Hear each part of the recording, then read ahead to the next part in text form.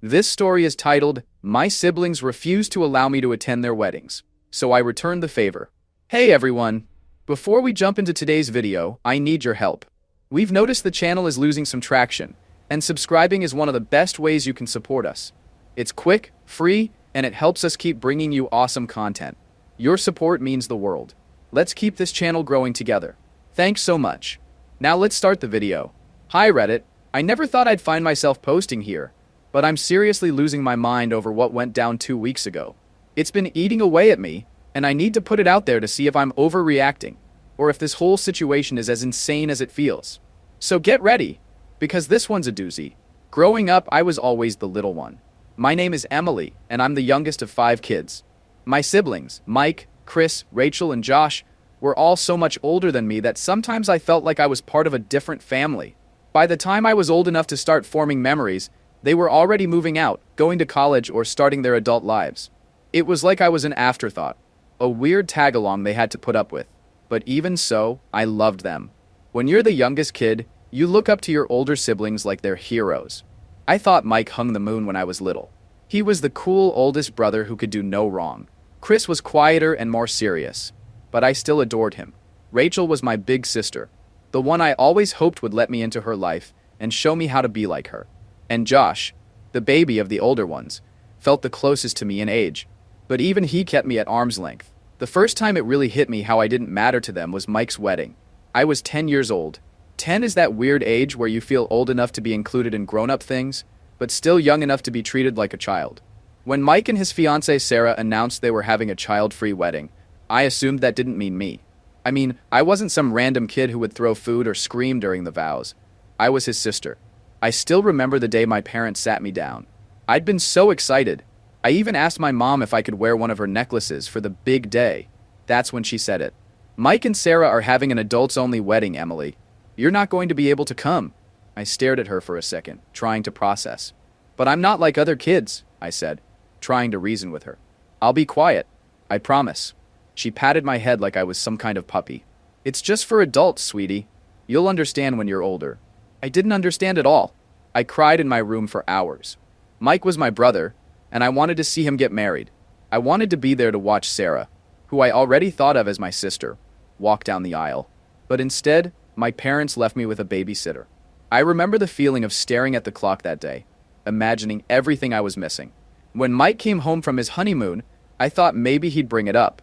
Maybe he'd say he was sorry I couldn't come, or tell me some funny story from the wedding. But he didn't. He acted like I wasn't even a part of it, like I wasn't even worth acknowledging. 2 years later, Chris got engaged. I was 12 by then, and I thought things would be different. I was older, quieter, and very well behaved. I didn't whine or cause a fuss, and I made sure everyone knew it.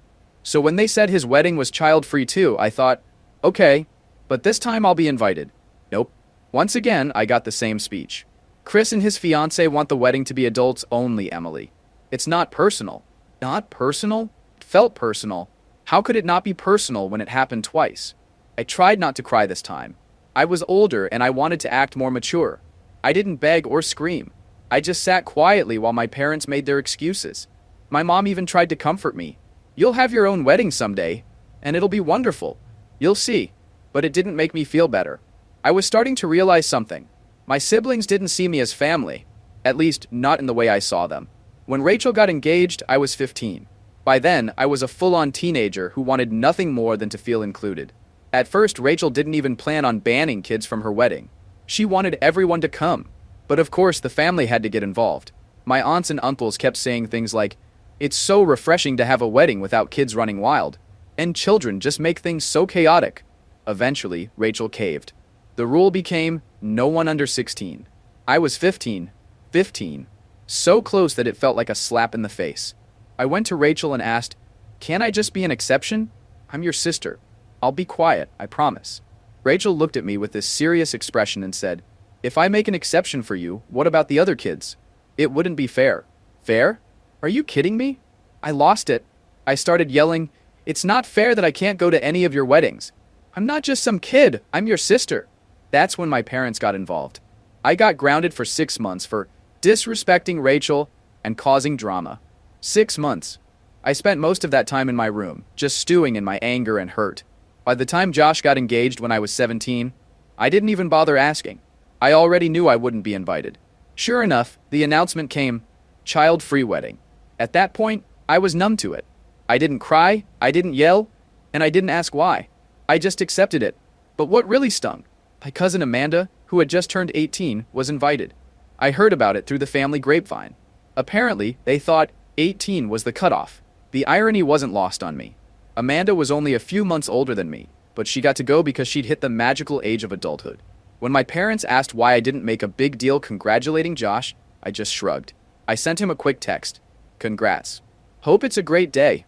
Then I locked myself in my room like I always did. By that point, I had started to check out emotionally. I realized that I just didn't matter to them. I wasn't their little sister. I was just a kid they barely thought about. And it hurt. It really, really hurt. Years passed after the last wedding. I stopped trying to fit into my siblings' lives because, honestly, I was just tired. Tired of being the one left out. Tired of being the kid sister, who no one cared about unless it was convenient for them. By the time I met my now fiancé, Tyler, I'd pretty much checked out of the family dynamic. I didn't expect much from anyone anymore. Tyler was the first person to actually listen when I told him about my family. I remember sitting on his couch, telling him about how I'd been banned from 4 of my siblings' weddings, and he looked genuinely shocked. Wait, they didn't invite you? Not even when you were like 15? Nope, I said, trying to play it off like it didn't hurt anymore. What the hell? You're their sister, he said. He just sat there shaking his head for a minute before adding, that's seriously messed up. I think that was when I realized it really was messed up. I'd spent so many years convincing myself it was normal. Child-free weddings sounded reasonable on paper. It wasn't like I was being deliberately targeted, right? But no. 4 times my family chose to exclude me. Not a single sibling thought, hey, Emily should be there. It wasn't normal. So when Tyler and I got engaged a few years later, I knew one thing for certain. My wedding was going to be different. My wedding was going to be full of people who actually cared about me. People who wanted to celebrate me, not just show up because it was expected of them. That's when I made my decision. I wasn't inviting my siblings. It wasn't some big dramatic moment. I didn't write an angry letter or announce it in the family group chat. I just left them off the guest list. Simple as that. I knew it would blow up eventually, but I figured I'd cross that bridge when I got there. The first sign of trouble came about 2 months before the wedding. My mom called me randomly one afternoon, acting weirdly chipper. I should have known something was up. So, Emily, she said in that voice she always used when she wanted something. How are the wedding plans coming along? Good, I said cautiously. Everything's almost done. That's great, she said, pausing for a moment before adding, your brothers and sister haven't gotten their invitations yet. Did you send them out already? My heart started pounding. I didn't want to have this conversation. Not yet. Yeah, I sent them out, I said, trying to sound casual. She didn't miss a beat. Well, they didn't get one. Maybe it got lost in the mail? I sighed. Mom, I didn't invite them. There was silence on the other end of the line, just a heavy, shocked pause. Then came the explosion. What? Emily, how could you not invite your own family? Your siblings?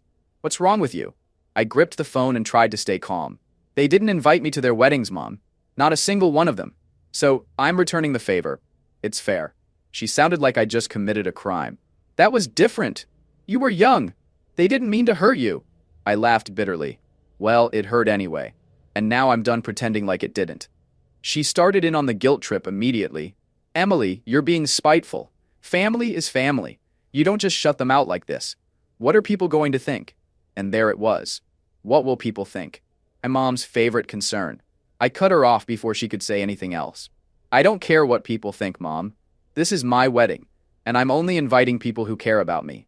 They didn't care enough to include me in their big days, so I don't see why they deserve to be at mine. She hung up on me. I wasn't surprised. That night, the group chat blew up. It started with Rachel being fake as usual. Hey, Em, did something happen with the mail? We haven't gotten our invites yet. Then came Chris, blunt as always. What's going on? Why aren't we invited? I stared at my phone for a long time, debating whether or not to reply. Part of me wanted to lay it all out, to tell them exactly how much they'd hurt me over the years. But another part of me didn't see the point. They wouldn't get it. They never had. So I didn't say anything. I just left the chat on read. Tyler noticed I was quiet during dinner and asked what was wrong. I showed him the messages, and he shook his head. You don't owe them an explanation, Em. They made their choices. Yeah, but I trailed off. They're gonna make me out to be the bad guy. I know it. Let them, he said firmly. You know the truth. That's all that matters. The next day, my parents showed up at my apartment unannounced. I didn't even have to ask what they were there for. My mom came storming in the second I opened the door. What are you thinking, Emily? Not inviting your own siblings to your wedding? What kind of person does that? I tried to stay calm, even though my patience was wearing thin. Mom, I told you. They didn't think I was important enough to include in their weddings, so I'm not including them in mine. My dad finally spoke up, his voice stern. You're being childish, Emily. You're holding on to something that happened years ago. That's when I snapped. I was a child when they did it, Dad. I begged to be at their weddings, and they all shut me out. Don't talk to me about being childish when I was the one left crying at home 4 times. They didn't know what to say to that. My mom looked like she was about to cry, but I didn't let her guilt me this time. You can keep defending them if you want, but I'm not changing my mind. If they cared about me, they would have shown it back then. They left, furious and frustrated. Over the next few days, the messages from my siblings got nastier. Chris called me selfish. Rachel said I was ruining the family. Josh didn't even bother sugarcoating it. You're being petty, Emily. Grow up. I didn't reply to any of them. I didn't need to explain myself anymore. Tyler hugged me one night while I was scrolling through their messages and said, I'm proud of you, you know, for standing up for yourself. And for the first time, I felt proud of myself too. After the first round of family drama, I expected things to die down. I figured they'd grumble to each other for a while, maybe complain to some distant cousins, and then move on. That's how things usually went when my family didn't get their way. But I underestimated just how big of a deal they were going to make this. It started small. Rachel, of course, couldn't resist posting a passive-aggressive status on Facebook. Family is forever, even when some people forget what that word means. I rolled my eyes so hard I thought they might get stuck. Tyler was scrolling next to me on the couch, and when I showed him the post, he shook his head. What is she, 14? Basically, I muttered, trying to brush it off. I told myself it didn't matter. I knew the truth, and I knew I wasn't doing anything wrong. But it still bugged me. It's hard not to feel hurt when your own sister goes out of her way to take shots at you publicly. It didn't stop there. Over the next few days, little jabs started showing up in our extended family group chat. I'd muted it a long time ago, but Tyler still checked his phone one afternoon and said, Emily? You might want to see this. The messages were flying. Rachel. It's so sad when family starts prioritizing petty grudges over love. Chris. I just don't understand. I thought we were better than this. And then Mike. Good old, I'm the eldest and I know best Mike, decided to take his shot. I never realized how much bitterness you've been holding on to, Emily. It's really sad. You're ruining relationships over something that happened years ago. I stared at the screen, my blood boiling. They didn't get it. They still didn't get it. They made it sound like I was blowing a minor issue out of proportion, as if they hadn't spent my entire life excluding me. I wanted to reply. I wanted to type out every single thing they had done and make them see how hypocritical they were being. But I knew better. Arguing with them would just give them more ammunition.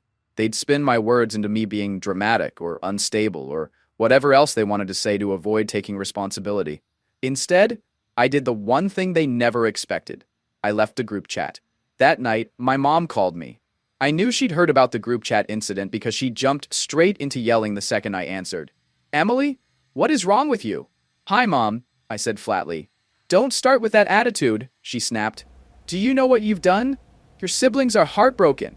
You're destroying this family. Heartbroken? I laughed bitterly. They ignored me my entire childhood. But now they're heartbroken? Give me a break. You're being so spiteful, she said. You've always been like this, holding on to grudges and making everything about you. That's when I lost it. I'm the one holding grudges. I was 10 when Mike got married. 10. I cried because I wanted to be there. And you all told me I didn't matter enough to be included. And it didn't stop there. It happened again and again and again. I begged to be at Rachel's wedding. And she told me no, because it wouldn't be fair. That was years ago, she said dismissively. Yeah, and I'm still living with the way it made me feel. You all decided I wasn't important enough back then. Why should you suddenly get a front row seat to my life now? She didn't have an answer to that. Instead, she tried to flip the script. This isn't about the weddings, Emily. This is about you pushing everyone away because you're bitter. Tyler's probably encouraging you, isn't he? I groaned. Mom, stop blaming Tyler. This has nothing to do with him. This is about me finally realizing I deserve better than to be treated like I don't matter. Her voice softened, like she was trying to play the concerned mother. Emily, you don't understand. Family is all you'll have in the end. Friends and partners come and go, but your family is forever. No, I said firmly. Family is supposed to care about you. They're supposed to love and support you. That's not what you've been to me. She started crying. Big dramatic sobs that I knew were more about guilt tripping me than anything else. You'll regret this one day, Emily, she said through her tears. You'll see. I don't think I will, I said quietly before hanging up. Over the next week, things got worse. I blocked Rachel and Chris on social media because I couldn't take the constant snide comments. My mom called Tyler twice, apparently hoping to talk sense into him. He didn't answer. Then Mike sent me a long email. Yes, an actual email. About forgiveness and family unity. He even had the nerve to quote some Bible verse about letting go of anger. I didn't respond. Tyler and I sat down one night, and I vented about everything. It's like they're determined to pretend I'm the problem. They don't see how messed up it is that they ignored me for years, and then flipped out when I finally stood up for myself. You know what it is? Tyler said. They're not mad that they weren't invited. They're mad that they don't get to control you anymore. That hit me like a punch to the gut. He was right. My whole life, my family had treated me like an afterthought, like someone they could dismiss whenever it suited them. But now that I was doing something for myself, something they couldn't control, they couldn't handle it. They'll get over it eventually, I said, though I wasn't sure I believed it. And then Tyler said something that really stuck with me. Maybe they will, maybe they won't. But either way, it's not your problem. He was right. For the first time, I realized I didn't owe my family anything.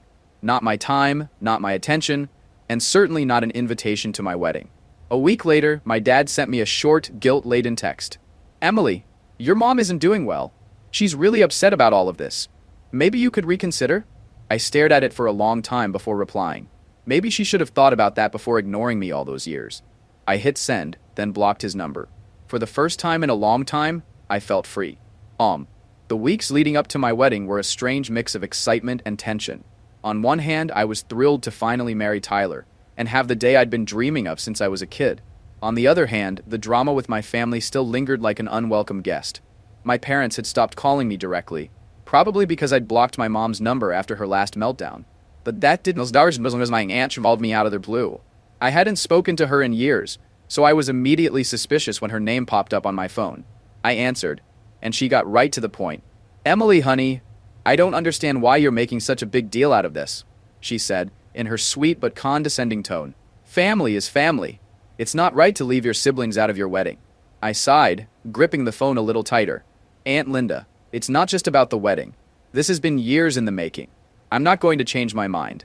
But it's family, she pressed, like that word was supposed to fix everything. I'm sure they didn't mean to hurt you back then.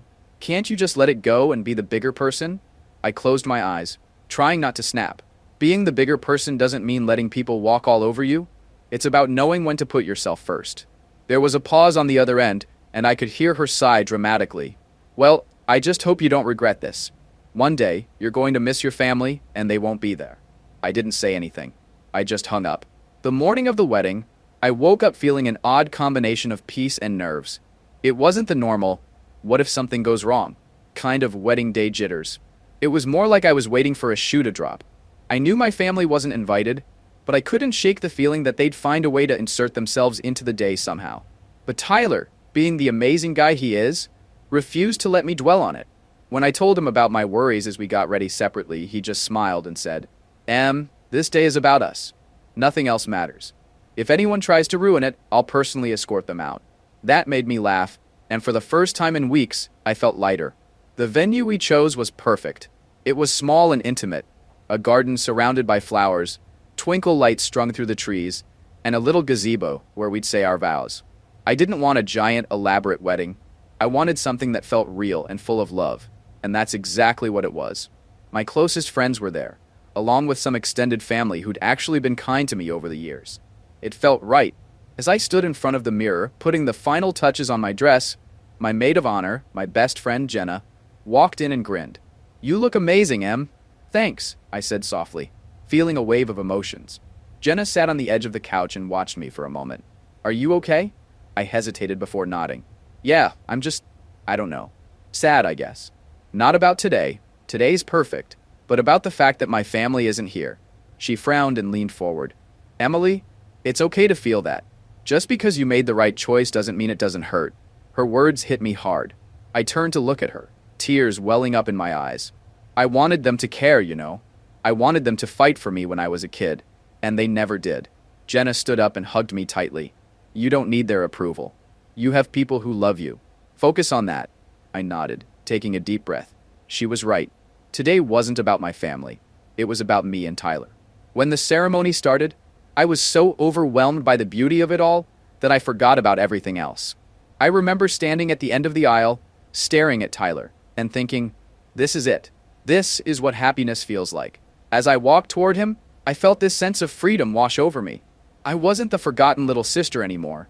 I wasn't the kid who begged to be included and got turned away. I was a bride, surrounded by people who truly loved me and wanted to see me happy. The vows were perfect. Tyler promised to love me, protect me, and always stand by my side, and I promised the same. By the time we said, I do, there wasn't a dry eye in the audience, including mine. The reception was everything I hoped it would be. We laughed, we ate, we danced until our feet hurt. My friends toasted to us, sharing funny stories and heartfelt wishes for our future. Tyler's parents, who had always been so kind to me, told me they were proud to have me as part of their family. At one point, I snuck away from the crowd just to take it all in. I stood at the edge of the garden, looking at the lights twinkling in the trees and the people laughing together, and I felt so full. For so many years, I'd believed the lie my family told me, that I didn't matter, that I wasn't important enough to be part of their lives. But standing there, watching all these people who truly cared about me, I realized something. I matter to the people who actually deserve to know me. Later that night, as the reception started winding down, one of my cousins pulled me aside. Hey Emily, I probably shouldn't say this, but I groaned. What is it now? She looked sheepish. Your mom and Rachel apparently threw some kind of dinner tonight, like as an alternative to your wedding. I stared at her for a second, then burst out laughing. Are you serious? She nodded. I know, it's pathetic. I just thought you should know. I shook my head, still laughing. That's fine. Let them throw their pity party. I hope the food's good. I could tell my cousin expected me to be upset, but honestly, I wasn't. If anything, it was proof that I'd made the right decision.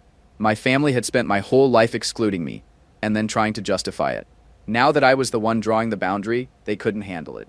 At the end of the night, Tyler and I shared one last dance while everyone gathered around us. As we swayed together, I whispered, I'm so happy we did this. He smiled down at me. Me too, Em. This is just the beginning. And for the first time, I believed it. My family wasn't there. They didn't get to see the best day of my life. But that was their loss, not mine. Because as I looked around the room, surrounded by love and laughter, I realized I had everything I'd ever needed, and none of it had come from them. I thought the worst of it was over after the wedding. I really did. The day had been perfect, everything I hoped for and more, and I felt like I'd finally moved on from my family's nonsense. I didn't miss them at the ceremony. I didn't spend a second wondering what it would have been like if they were there.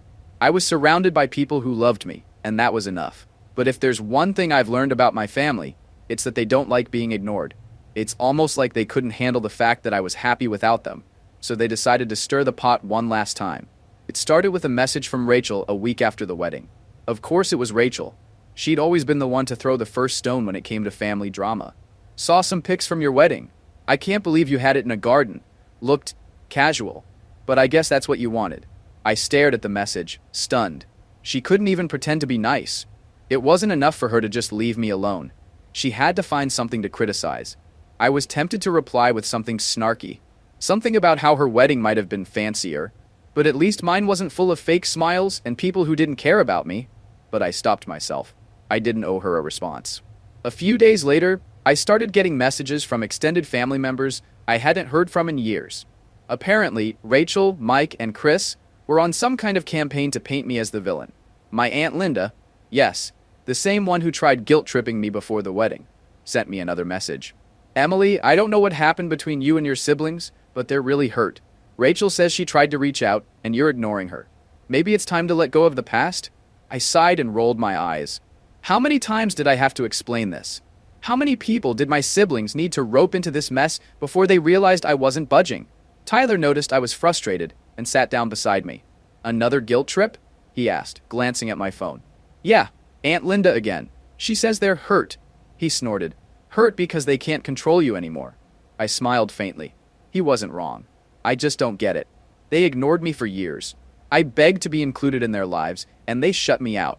Now suddenly, I'm the bad guy for setting boundaries? That's how it always goes, he said softly. When you start protecting yourself, the people who hurt you are the first ones to cry about it.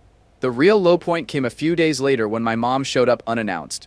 It was a Sunday afternoon, and Tyler and I were having a lazy day, making brunch in pajamas, laughing over burnt pancakes. We heard a knock at the door, and I froze. I just knew it was her. Sure enough, I opened the door to find my mom standing there, looking as dramatic as ever. "Emily," she said, her voice already carrying that familiar tone of disappointment. "We need to talk," I sighed. "Mom, now isn't a good time." She didn't care. She pushed the door open slightly, trying to step inside. Tyler appeared behind me, gently putting his hand on my shoulder for support. "Emily, please," she continued. "This has gone far enough. Your siblings are devastated. I'm devastated. Do you really think this is how family should act?" I clenched my jaw and kept my voice calm. "You don't get to show up here and lecture me, Mom. I invited the people who care about me to my wedding. They didn't make the cut, and that's their fault, not mine." Her face fell into that familiar look of disbelief, like she couldn't comprehend how I could possibly stand up to her. "You don't mean that. They love you, Emily. They're your family." "No, Mom," I said, my voice firm. "They're not. Family doesn't make you feel small. Family doesn't leave you out when you're a kid and then demand to be part of your life when it's convenient for them. I spent my entire life trying to prove I mattered to them, and they never cared. I'm done." She blinked, stunned into silence for once. I could tell she wanted to argue, but Tyler stepped forward, his voice gentle but strong.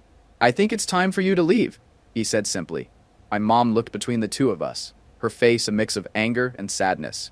"You'll regret this, Emily," she said, her voice soft now, like she was delivering a prophecy.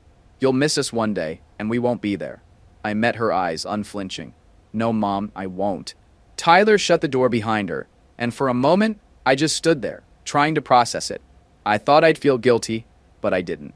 I felt relief. The next day, I got a text from Chris. "Mom said she came to talk to you and you slammed the door in her face. Real mature, Emily. You've turned into someone I don't even recognize." I read the message aloud to Tyler, who shook his head. "Block him. You don't need that." And I did. One by one, I blocked every sibling and relative who decided to pile onto the guilt train. I realized something important that day. I didn't owe them my time, my energy, or even an explanation. For years, they made me feel invisible.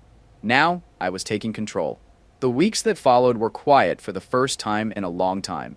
Without the constant messages and passive-aggressive comments, I finally felt like I could breathe. Tyler and I focused on settling into married life, decorating our little apartment, and planning our future. One night, we sat on the couch, watching some cheesy movie, and Tyler turned to me. "Do you regret it at all, not having them at the wedding?" I thought about it for a moment before shaking my head. I thought I would, but I don't. I spent so long trying to earn their approval, and for what? I don't miss them. I don't miss feeling like I'm not good enough. He smiled and squeezed my hand. "Good. You deserve better." And he was right. I did deserve better. A month after the wedding, I got one final message.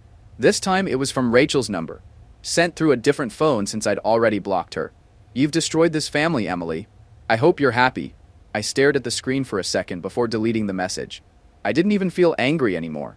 I just felt done, because I was happy. For the first time in my life, I wasn't chasing their approval. I wasn't begging for scraps of love and attention. I was surrounded by people who cared about me, and that was enough. It always had been.